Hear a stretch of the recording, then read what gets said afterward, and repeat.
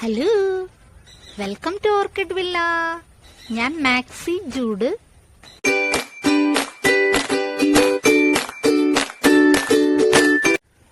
ഈ വീഡിയോയിൽ നിന്ന് നമ്മൾ ഡിസ്കസ് ചെയ്യാൻ പോകുന്നത് നമ്മുടെ ഓർക്കിഡ് പ്ലാന്റ്സിന് വെയിൽ ആവശ്യമാണോ എന്നുള്ളതിനെ കുറിച്ചാണ്. അപ്പോൾ നിങ്ങൾ ഈ വീഡിയോ സ്കിപ്പ് ചെയ്യാതെ കാണുക. നമുക്കപ്പോൾ വീഡിയോയിലോട്ട് പോവാം.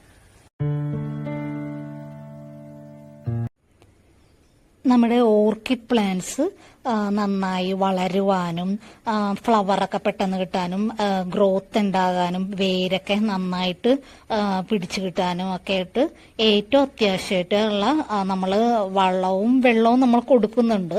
അതുകൂടാതെ അതിനേക്കാളും ഏറ്റവും അത്യാവശ്യമായ ഒരു കാര്യം എന്ന് പറയുന്നത് സൺലൈറ്റ് തന്നെയാണ്. വെളിച്ചം ഏത് പ്ലാന്റ് ആണെങ്കിലും ഏറ്റവും അത്യാവശ്യം അതിന്റെ ഗ്രോത്തിന് ഏറ്റവും അത്യാവശ്യമായ കാര്യം വെയിൽ തന്നെയാണ്. അപ്പൊ നമ്മുടെ ഓർക്കിഡ് പ്ലാന്റ്സിൽ വെറൈറ്റീസ് ഉണ്ട്. അതായത് മൊക്കാറ, വാൻഡ, ഫെലനോപ്സിസ്, കാറ്റ്ലിയ, ഡെൻഡ്രോബിയ, അങ്ങനെ പല സ്പീഷീസ് ആണ് നമ്മുടെ ഓർക്കിഡിലുള്ളത്. അപ്പോൾ എല്ലാ സ്പീഷീസിനും നമ്മൾ ലൈറ്റ്, ഓർക്കിഡ് പ്ലാന്റ്സിന് മാത്രമല്ല കേട്ടോ, എല്ലാ പ്ലാന്റ്സിനും വെയിൽ അത്യാവശ്യമാണ്. അതിന് ആവശ്യമായ ഇപ്പൊ നമ്മൾ കൊടുക്കുന്ന വളവും വെള്ളവും എല്ലാം വലിച്ചെടുക്കാനായിട്ട് അതിന് സൺലൈറ്റ് ആവശ്യമാണ്. സൺലൈറ്റ് കിട്ടിയാൽ മാത്രമേ അതിന് ഇതെല്ലാം വലിച്ചെടുക്കാനുള്ള എനർജി കിട്ടുള്ളൂ.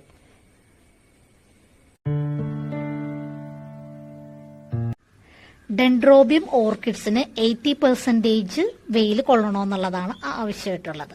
അതായത് നമ്മൾ രാവിലെ മുതൽ വൈകുന്നേരം വരെയുള്ള വെയിലാണ് നമ്മുടെ ഡെൻഡ്രോബിയം ഓർക്കിഡ്സിന് ആവശ്യം. പക്ഷെ അത് നമ്മൾ ഡയറക്റ്റ് സൺലൈറ്റ് കൊണ്ടിട്ടുണ്ടെങ്കിൽ നമ്മുടെ ഡെൻഡ്രോബിയം പൊള്ളിപ്പോവും. അങ്ങനെയല്ല, നമ്മൾ ഡയറക്റ്റ് ആയിട്ടല്ല നമ്മൾ ഡെൻഡ്രോബിയത്തിന് ഈ പറഞ്ഞ രാവിലെ മുതൽ വൈകുന്നേരം വരെയുള്ള വെയിൽ കൊള്ളിക്കുന്നത്. ഗ്രീൻ നെറ്റിന്റെ അടിയിലാണ് വെക്കുന്നത്. ഗ്രീൻ നെറ്റ് ഷെയ്ഡ് കൊടുത്തിട്ടാണ് ഈ പറയുന്ന 80% എന്ന് പറയുന്നത്.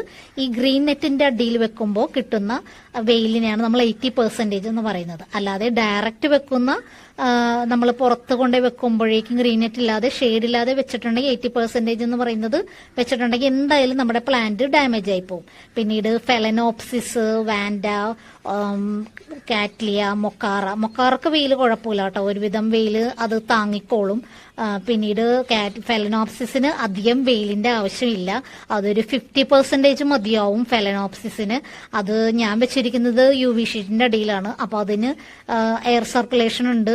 പിന്നീട് ലൈറ്റ്, അതായത് വൈറ്റ് കളർ ആണല്ലോ UV ഷീറ്റ് എന്ന് ഉദ്ദേശിക്കുമ്പോൾ, അപ്പൊ അതിൽ നിന്ന് ലൈറ്റ് അതിന് കിട്ടുന്നുണ്ട്, ഗ്രോത്ത് ലഭിക്കുന്നുണ്ട്. അപ്പോൾ ഡെൻഡ്രോബിയം ഓർക്കിഡ്സിന് നമ്മൾ ഗ്രീൻ നെറ്റിന്റെ അടിയിലുള്ള റേറ്റ് ആണ് ഈ 80% എന്ന് പറയുന്നത്. നമ്മുടെ ഓർക്കിഡ് പ്ലാന്റിന് അതിനാവശ്യമായ വെയിൽ കിട്ടുന്നുണ്ടോ എന്നുള്ളത് അറിയാനായിട്ട് ആദ്യം നമ്മൾ നോക്കേണ്ടത് അതിന്റെ ലീഫിലേക്കാണ്. അതായത് ലീഫ് ഇത് കണ്ടോ, ഇത് നല്ല ഡാർക്ക് ഗ്രീൻ കളർ അല്ലേ, നല്ല ഡാർക്ക് ഗ്രീൻ കളർ ആകുമ്പോഴേക്കും നമുക്കറിയാൻ പറ്റണം അതായത് അതിനാവശ്യമായ വെയില് കൊള്ളുന്നില്ല എന്നുള്ളതാണ് സത്യം. ഈ ലീഫ് കണ്ടോ, ഇതിന് ഒരു യെല്ലോയിഷ് കളറല്ലേ, ആ ഗ്രീൻ കളറല്ല. ഈ ലീഫ് കണ്ടാൽ നമുക്കറിയാൻ പറ്റണം ഇത് 80%, അതായത് ഗ്രീൻ നെറ്റിന്റെ അടിയിലിരുന്ന് 80% വെയിൽ കൊള്ളുന്ന ഒരു പ്ലാന്റ് ആണിത്. ഒരു യെല്ലോയിഷ് ഷെയ്ഡ് ഇതിനുണ്ടാവും. ഇതാണ് നമ്മുടെ പ്ലാന്റ് ഹെൽത്തി ആയിട്ട് വളർന്നിട്ടുണ്ടോ, ഹെൽത്തി പ്ലാന്റ് ആണിത്. കണ്ടോ, ഇത് ആവശ്യത്തിന് 80% വെയിൽ കൊള്ളുന്ന ഒരു പ്ലാന്റ് ആണ്. ഇങ്ങനെയാണ് നമ്മൾ മനസ്സിലാക്കിയെടുക്കുന്നത്.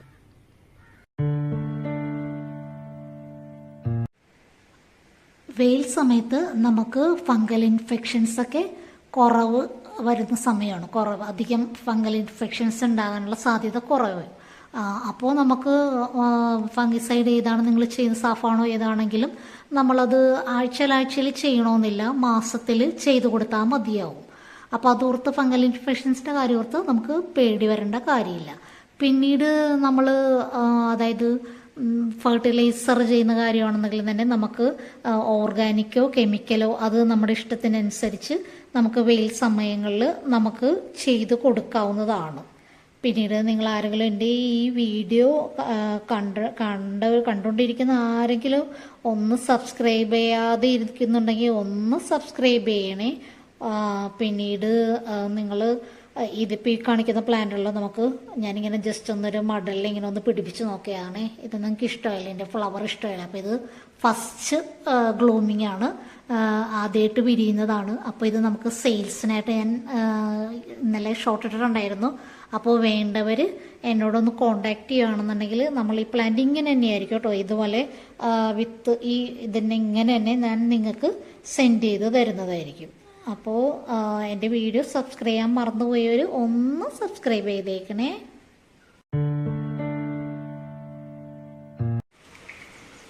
പലരും ചോദിക്കുന്ന ഒരു കാര്യമാണ് നമ്മുടെ ഓർക്കിഡ് പ്ലാന്റ്സ് നമുക്ക് ഇൻഡോറായിട്ട് വെക്കാൻ പറ്റുമോ എന്നുള്ളത്. അപ്പോൾ ഞാൻ അവരോട് പറയാറുണ്ട്, ഡെൻഡ്രോബിയംസ് ഞാൻ പ്രോത്സാഹിപ്പിക്കാറില്ല. ഇൻഡോർ വെക്കുന്നതിനോട് എനിക്കൊട്ടും താല്പര്യമില്ല.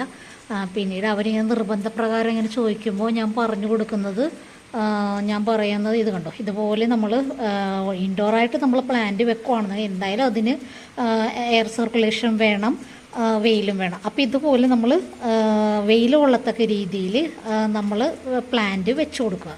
അപ്പോൾ അത് പെട്ടെന്ന് നമുക്ക് വളർന്ന് കിട്ടും.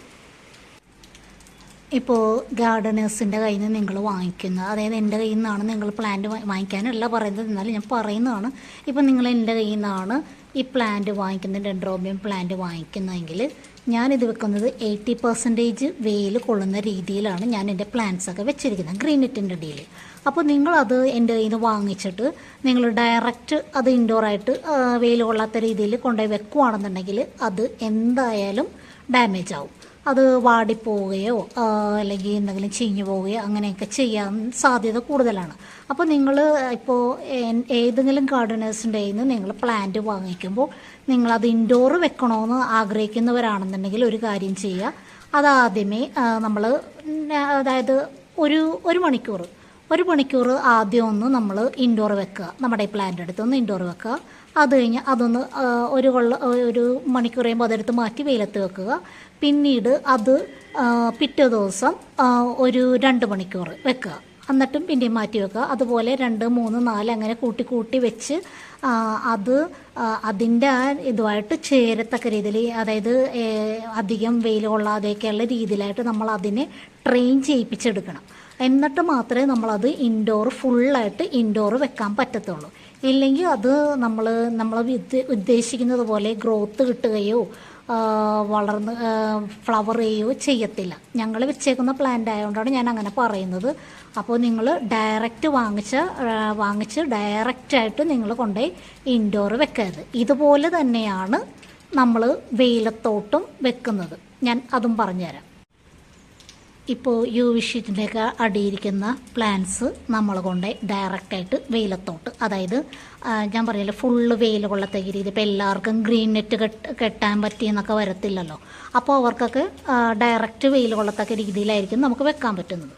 അപ്പോൾ അങ്ങനെയുള്ള നമുക്ക് സെറ്റ് ചെയ്യണമെന്നുണ്ടെങ്കിൽ ഇത് പറഞ്ഞതുപോലെ തന്നെ നമ്മൾ ആദ്യം അധികം വെയിലത്ത് വെക്കരുത്. 1 മണിക്കൂർ കൊണ്ട് വെയിലത്ത് വെക്കുക, എന്നിട്ട് മാറ്റുക, പിറ്റേ ദിവസം 2 മണിക്കൂറാക്കുക. അങ്ങനെ നമ്മൾ ട്രെയിൻ ചെയ്യിപ്പിച്ച് 1, 2 മണിക്കൂർ, 3, 4 മണിക്കൂർ അങ്ങനെ കൂട്ടി വെച്ച് വേണം നമ്മൾ അകത്തിരിക്കുന്ന ചെടി. നമ്മൾ ഇപ്പോൾ ഗ്രീൻ നെറ്റിലാണ് നമ്മൾ വെക്കുന്നത്, ഞാൻ പറഞ്ഞല്ലോ. ആ ഗ്രീൻ നെറ്റിലിരിക്കുന്ന ചെടി നിങ്ങൾക്ക് ഡയറക്റ്റായിട്ട് വെയിലത്ത് വെക്കണമെങ്കിൽ ഇങ്ങനെ ട്രെയിൻ ചെയ്യിപ്പിച്ചെടുത്താൽ മാത്രമേ ഈ ഫുള്ള് വെയിൽ കൊള്ളത്തക്ക രീതിയിൽ നമ്മുടെ പ്ലാന്റ്സ് വരുള്ളൂ. അപ്പോൾ എത്ര വെയിൽ കൊണ്ടാലും ആ പ്ലാന്റ് ചീത്തയായി പോകത്തില്ല, പൊള്ളിപ്പോകത്തില്ല. ഞാൻ പറഞ്ഞതൊക്കെ നിങ്ങൾക്ക് മനസ്സിലായി എന്ന് വിശ്വസിക്കുന്നു. മനസ്സിലായിട്ടില്ല അല്ലെങ്കിൽ എന്തെങ്കിലും സംശയം ഉണ്ടെങ്കിൽ നേരിട്ട് എന്നെ വിളിച്ചോ, കോണ്ടാക്ട് ചെയ്യോ, വാട്സപ്പിലൂടെ കോണ്ടാക്ട് ചെയ്യോ, എങ്ങനെ വേണമെങ്കിലും ചെയ്യുക. അപ്പോൾ ഞാനിത് നിർത്തുവാണ്. നിങ്ങൾക്ക് എന്തെങ്കിലും ആവശ്യമുണ്ടെങ്കിൽ എന്നെ വിളിച്ചോളൂ, ഡയറക്റ്റ് കോണ്ടാക്ട് ചെയ്തോളൂ കേട്ടോ. Okay, thank you.